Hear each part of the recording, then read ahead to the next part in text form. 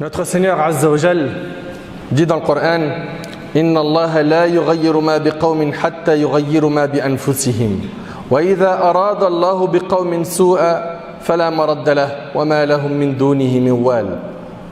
En vérité, Allah il nous dit Azza wa Jal, en vérité, Allah ne modifie point l'état d'un peuple tant que les individus qui le composent ne modifient pas ce qui est en eux-mêmes. On comprend de ce verset qu'Allah subhanahu wa ta'ala améliorera notre situation lorsque nous-mêmes, on aura fait l'effort de quoi? De nous améliorer dans notre relation envers lui Azza wa Jal. En vérité, Allah ne modifie point l'état d'un peuple tant que les individus qui le composent ne modifient pas ce qui est en eux-mêmes. Et lorsqu'Allah veut infliger un mal à un peuple, nul ne peut le repousser. Ils n'ont en dehors de lui aucun protecteur.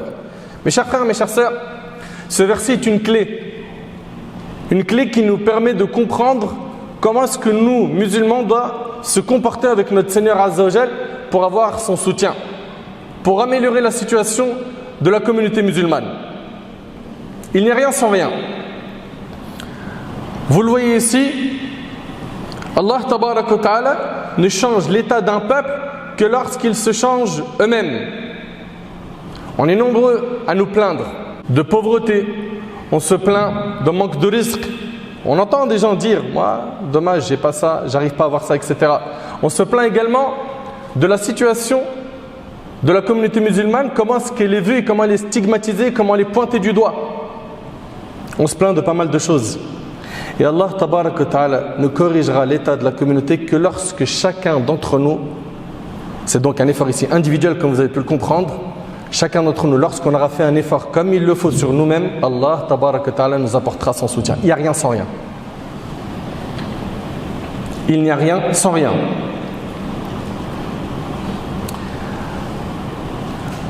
Il y a des gens qui basculent d'un très mauvais état spirituel et par la grâce d'Allah ils deviennent des gens pieux. Et on a l'inverse. On a l'inverse. Et ici le verset il nous dit en vérité Allah ne modifie point. Ici le verset nous dit en effet Allah ne modifie point l'état d'un peuple tant que les individus qui le composent ne modifient pas ce qui est en eux-mêmes. Et ça c'est valable pour les deux sens, de la piété à l'impiété et de l'impiété à la piété.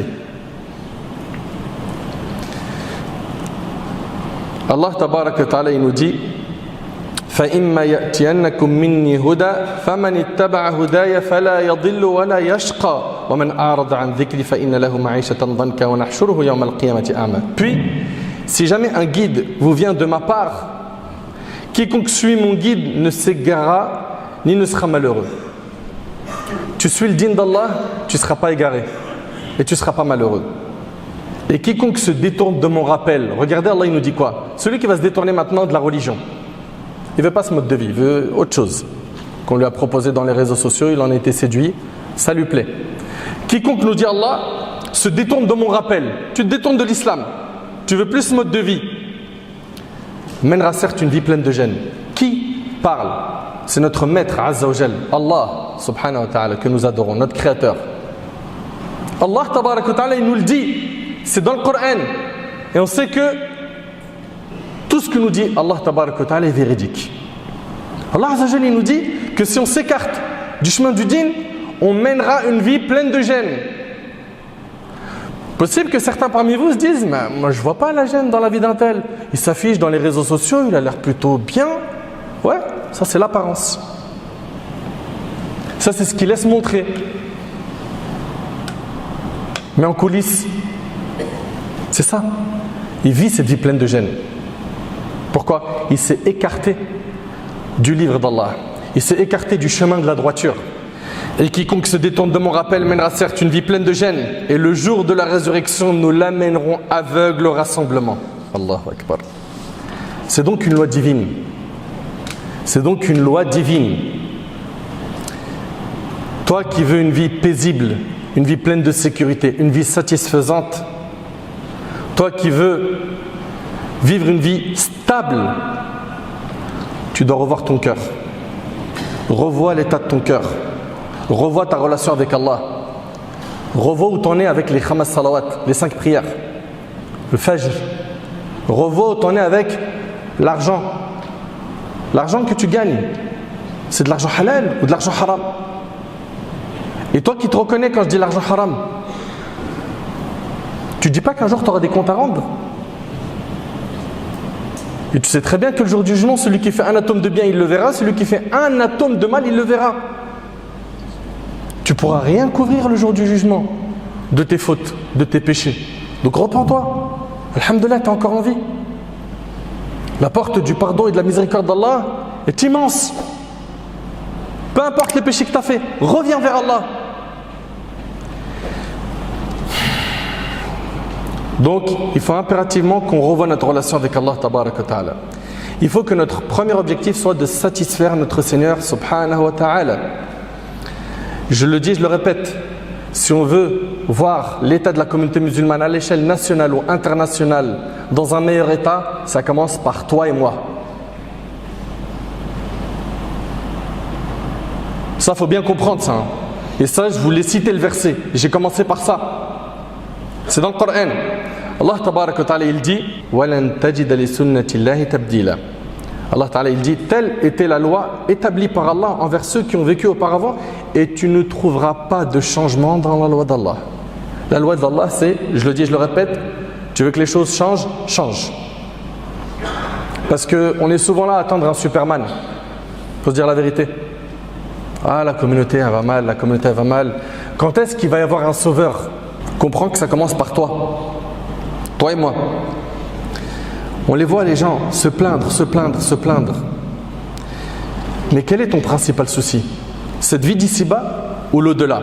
Zayd ibn Thabit radiyallahu anhu rapporte avoir entendu le prophète alayhi salatu wassalam dire: celui dont ce bas monde est son principal souci. Écoutez bien s'il vous plaît. Celui dont ce bas monde, dunya, est son principal souci, Allah mettra la pauvreté entre ses yeux. C'est-à-dire quoi? Quoi qu'il ait, il ne sera jamais satisfait. Il a, machallah, des terrains, des maisons, il a de l'argent, il n'est pas satisfait. Allah Ta'ala, il mettra la pauvreté entre ses yeux. C'est-à-dire quoi? Il ne sera jamais satisfait. Il en voudra toujours plus. Il sentira qu'il n'est toujours pas dans la situation dont il rêve atteindre. Il sentira qu'il n'a pas encore atteint l'objectif voulu. Il ne sera jamais rassasié. Et quelqu'un qui court derrière la dunya, derrière la vie d'ici-bas, il n'est jamais rassasié.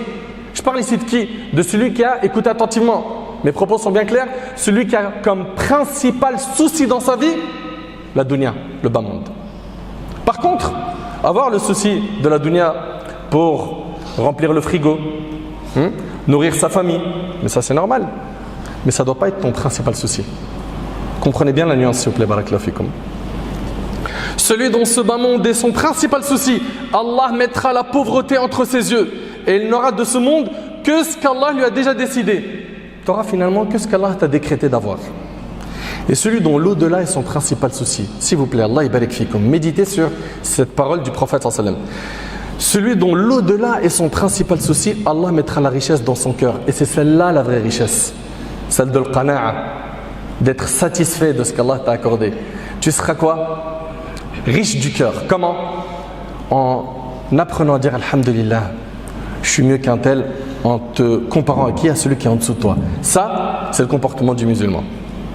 Dans la dunya, tu te compares à ceux qui sont en dessous de toi. Ceux qui ne trouvent pas d'eau potable à boire, ceux qui n'ont pas de logement, ceux qui se sont fait bombarder dans les pays de guerre, etc. Tu te compares toujours à celui qui est en dessous de toi. Mais par contre, au niveau de la religion, tu dois toujours regarder ceux qui sont au-dessus de toi. Pourquoi? Pourquoi tu ne viens pas à la mosquée comme un tel? Pourquoi tu ne connais pas des sourates de Coran comme un tel que tu connais, qui est dans tes contacts? Pourquoi tu touches au haram alors qu'autour de toi, tu as des gens, même des fois proches, ou ta famille, qui ne sont pas dans ce monde? Écoutez bien. Et ici, il nous dit, celui dont l'au-delà est son principal souci, Allah mettra la richesse dans son cœur et l'ici-bas viendra à lui malgré lui rapporté par Ibn Majah. Alors, soyez très attentifs s'il vous plaît. Quand tu cours vers l'au-delà, le bas monde, il te court après. Quand tu cours vers l'au-delà, c'est-à-dire toi, ton plus grand souhait, c'est rid Allah, la satisfaction d'Allah. Ça, c'est ton objectif numéro 1 dans ta vie. Sache que ce bas monde va te courir après. Tu voulais te marier? Sans faire beaucoup d'efforts, ça va arriver très facilement. Tu voulais un job? Tu voulais travailler? ça va venir. Tu voulais un foyer, alhamdoulilah, tu as un logement. Il y en a, ils ont attendu 10-15 ans, toi, grâce à Allah, 2-3 mois, ça a été plié. Pourquoi? Parce que tu as l'aide et le soutien d'Allah. Parce que ce bas monde, tu n'en as pas fait ton principal souci. Mais moi, j'aimerais, s'il vous plaît, barakallahu fikoum, que chacun d'entre vous se pose la question suivante. Pourquoi est-ce qu'on ne met pas en pratique ce qu'on écoute? Pourquoi? Est-ce qu'on a un doute sur la parole d'Allah? Est-ce qu'il y a parmi vous quelqu'un qui écoute ce prêche et il doute sur les paroles du prophète alayhi salatu wassalam? Normalement, non, sinon tu ne serais pas là. N'est-ce pas? Mais comment ça se fait que jusqu'à maintenant, on court comme des malades derrière l'ici-bas et l'au-delà, on marche doucement, voire on est assis. On attend que ça se passe. Et tu parles avec lui, dis Inch'Allah, Rabbi, dit un jour, Allah me guidera. Il attend que la guidée elle tombe du ciel sans cause. Donc comprends bien que finalement, subhanallah, si tu cours vers l'au-delà, l'ici-bas, c'est lui qui va courir derrière toi. Tu auras des facilités pour avoir tout ce que tu veux de la vie d'ici-bas. Donc apprends à être intelligent. Cours vers quoi? Vers l'au-delà plutôt. Allah tabarak wa ta'ala il dit ذلك بأن الله لم يكن مغيرا نعمة أنعمها على قوم حتى يغيروا ما بأنفسهم وأن الله سميع عليم. C'est qu'en effet Allah ne modifie pas un bienfait dont il a gratifié un peuple avant que celui-ci change ce qui est en lui-même. Vous voyez? Et Allah est audient et omniscient. Mes chers frères, mes chères sœurs, lorsque la foi pénètre le cœur et que tu fais du Coran le guide de ta vie, alhamdoulilah, tu vois avec clairvoyance. Quand ce n'est pas le cas, sache que tu es dans une pièce sombre. Une pièce sombre où tu ne vois pas grand-chose. Allah Ta'ala il dit sur le Coran إن هذا القرآن يهدي للتي هي أقوم ويبشر المؤمنين الذين يعملون الصالحات أن لهم أجرا كبيرا. Certes, ce Coran guide vers ce qu'il y a de plus droit.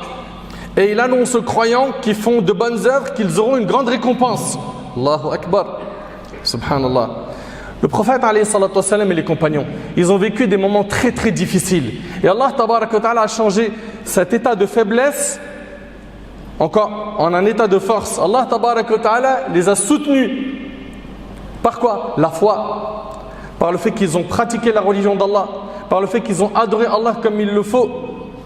Allah tabarak wa ta'ala il dit dans le Coran وَاذْكُرُوا إِذْ أَنْتُمْ قَلِيلٌ مُسْتَضْعَفُونَ فِي الْأَرْضِ تَخَافُونَ أَنْ يَتَخَطَّفَكُمُ النَّاسُ فَآوَاكُمْ وَأَيَّدَكُمْ بِنَصْرِهِ وَرَزَقَكُمْ مِنَ الطَّيِّبَاتِ لَعَلَّكُمْ تَشْكُرُونَ. Et rappelez-vous, quand vous étiez peu nombreux, opprimés sur terre, craignant de vous faire enlever par des gens, il vous donna asile, vous renforça de son secours et vous attribua de bonnes choses afin que vous soyez reconnaissants. Le prophète alayhi salatu wassalam et les compagnons, ils étaient dans un état de faiblesse. Il y a eu, comme vous le savez, la période mécoise, puis la période médinoise, puis après le califat d'Abu Bakr, le califat de Omar, le califat de Othman. Regardez, après le califat d'Omar ibn Khattab, comment les musulmans étaient. Cette stabilité, ils l'ont eu par la foi en Allah tabarak wa ta'ala, par le fait qu'ils ont cru en Allah azza wa jal, qu'ils ont mis en pratique son dîn. Sinon on veut le soutien d'Allah, sinon on veut un changement dans notre communauté, il faut qu'on s'améliore. Il faut qu'on s'améliore, il ne faut pas se voiler la face.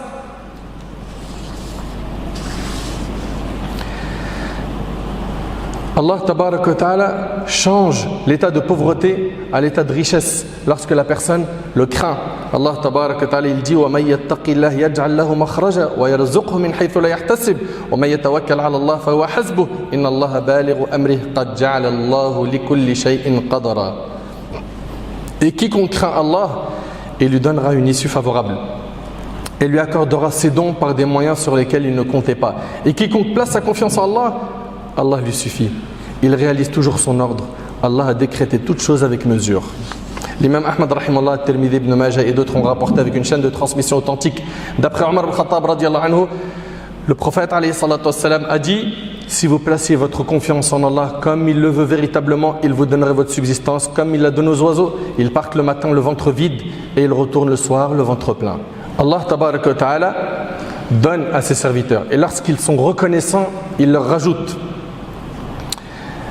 Allah tabaraka wa ta'ala rajoute de ses bienfaits à ses serviteurs lorsqu'ils sont reconnaissants.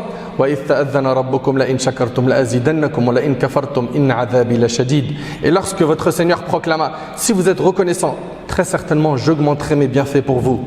Mais si vous êtes ingrat, mon châtiment sera terrible. Subhanallah.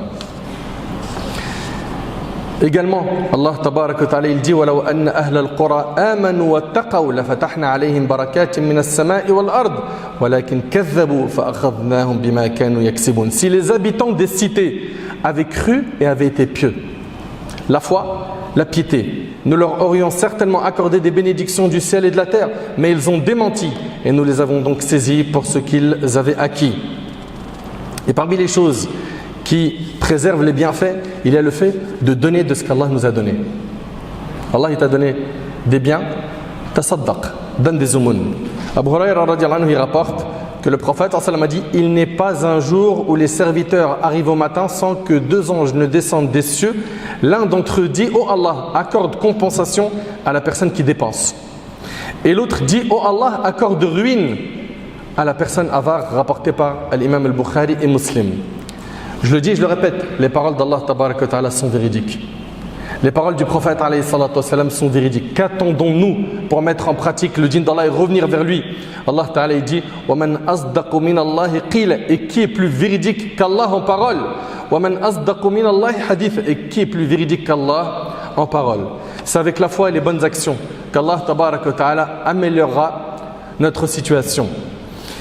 Allah tabaraka wa ta'ala fera également sortir bi'idhnillahi tabaraka wa ta'ala de nos rangs des guides, des gens qui tireront les autres vers le haut, vers le chemin du bien. Allah tabaraka wa ta'ala il dit وَجَعَلْنَا مِنْهُمْ أَئِمَّةً يَهْدُونَ بِأَمْرِنَا لَمَّا صَبَرُوا وَكَانُوا بِآيَاتِنَا يُوقِنُونَ. Et nous avons désigné parmi eux des guides qui dirigeaient les gens par notre ordre aussi longtemps qu'ils enduraient et croyaient fermement en nos versets. Cheikh al-Islam ibn Taymiyyah rahimahullah a dit en commentant ce verset, avec la patience et la certitude, on obtient l'imam fi din, l'imam dans la religion. C'est-à-dire quoi l'imam? C'est-à-dire on devient un guide, un leader si vous voulez, un leader dans la religion, avec la patience et la certitude. Allah tabaraka wa ta'ala il nous demande de constamment rappeler aux croyants, car le rappel profite aux croyants. Allah tabaraka wa ta'ala il nous dit فَذَكِّرْ فَإِنَّ الذِّكْرَ تَنْفَعُ الْمُؤْمِنِينَ. Et rappelle, car le rappel profite aux croyants. Mes chers frères, mes chères sœurs, on veut tous une amélioration de la situation de la Ummah. Je le dis, je le répète, la Ummah, sa situation ne s'améliorera que lorsque chacun d'entre nous se prendra en main sérieusement. Sérieusement. Tous, on a nos défauts. Tous, moi compris. On a tous des péchés qu'on connaît très bien de nous-mêmes. À nous de faire le nécessaire pour les corriger. À nous de faire le nécessaire pour revenir vers Allah et accomplir les obligations, de nous écarter des interdits, afin qu'Allah tabaraka wa ta'ala améliore notre situation et nous soutienne. Allah ta'ala il nous dit وَإِن تَصْبِرُوا وَتَتَّقُوا لَا يَضُرُّكُمْ كَيْدُهُمْ شَيْئًا إِنَّ اللَّهَ بِمَا يَعْمَلُونَ مُحِيطٌ. Mais si vous êtes endurants et pieux, leur manigance ne vous causera aucun mal. Allah connaît parfaitement tout ce qu'ils font. Donc personne ne pourra te nuire. Sois-en sûr. Allah ta'ala il dit يا أيها الذين آمنوا استجيبوا لله وللرسول إذا دعاكم لما يحييكم واعلموا أن الله يحول بين المرء وقلبه وأنه إليه تحشرون. Ô vous qui croyez, répondez à Allah et aux messagers lorsqu'ils vous appellent à ce qui vous donne la vraie vie. C'est-à-dire quoi? Qu'est-ce qui donne la vraie vie? L'islam, le Coran. Et sachez qu'Allah s'interpose entre l'homme et son cœur. Et c'est vers lui que vous serez rassemblés. Mes chers frères, mes chères sœurs, toute personne qui recherche le bonheur, la vie paisible, la stabilité, l'esprit tranquille, doit se réconcilier avec son Seigneur Azza wa Jal, doit multiplier les invocations, doit s'attacher fermement au livre d'Allah tabaraka wa ta'ala et surtout de préserver l'union de la communauté musulmane, de suivre le modèle qu'a été envoyé le prophète sallallahu alayhi wa sallam, de suivre le prophète sallallahu alayhi wa sallam qui est notre modèle. Allah ta'ala il dit, c'est avec ça qu'on termine, man amila salihan min dhakarin aw untha wa huwa mu'min falanuhyiyannahu hayatan tayyiba wa lanajziyannahum ajrahum bi ahsani ma kanu ya'malun. Quiconque mâle ou femelle fait une bonne œuvre tout en étant croyant, nous lui ferons vivre une bonne vie. Regarde bien, pour avoir une bonne vie, une vie paisible, qu'est-ce qu'il te faut? Quiconque, mâle ou femelle, fait une bonne œuvre, donc faire des bonnes actions, tout en étant croyant. Donc la foi en Allah, al-iman wal-amal al-salih. La foi en Allah et les bonnes actions. Nous lui ferons vivre une bonne vie et nous les récompenserons certes en fonction des meilleures de leurs actions. Craignons donc Allah tabaraka wa ta'ala en public et en secret. Faisons le nécessaire pour être sérieux dans notre pratique religieuse. Gardez en tête que ce qui compte, c'est la satisfaction d'Allah, qu'après la mort, on n'emporte que nos actions. Ton argent, tu laisses ici-bas. Tes constructions, tes maisons, tes investissements, tu les laisses ici-bas. Ta belle voiture qui t'aimait tant, tu la laisses ici-bas. Et tu prends avec toi que un seul bagage où il y a les bonnes et les mauvaises actions. Et c'est ça qui reste dans ta tombe. Et c'est ce qui te suivra dans ce voyage de l'âme après la mort jusqu'à ce que tu rencontres ton Seigneur et qu'on le rencontre tous et qui nous juge. J'implore Allah tabaraka wa ta'ala d'améliorer notre situation. J'implore Allah azza wa jal de nous pardonner nos manquements. J'implore Allah azza wa jal d'améliorer notre situation. J'implore Allah tabaraka wa ta'ala de faire de nous des pieux. J'implore Allah subhanahu wa ta'ala de nous accorder la sincérité, la piété, la véracité dans les propos et dans les actions.